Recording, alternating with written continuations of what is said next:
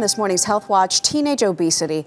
According to the CDC, 18% of adolescents between the ages of 12 and 19 are obese, but a recent study reveals that many of them don't think so. Here with more is our own Dr. Jennifer Ashton. Good morning, Good morning, Maggie. So what did researchers find about how these kids perceive their weight? Well, they found that about 30% of them, 1 in 3 of overweight adolescents, did not recognize that that was a factor. And what's significant about that is that you can't start treating a problem until you identify that there's a problem there in the first place. What should parents be doing if they have a child who's overweight to address this issue of self-perception? Well, I think the most important thing is, firstly, don't focus on the weight. Don't focus on the number on the scale. Instead, you want to really strive for good health. You want to tell them that you want them to be as healthy on the inside as they are or as they appear on the outside. Because you don't want to create insecurity. Exactly, and adolescents are prone to self-esteem issues anyway. And then lastly, talk to a health professional, a nutritionist, a pediatrician, a doctor who knows about metabolic issues, weight, and the social issues of teens. And this is not something that you can afford to wait on. This is urgent. Exactly.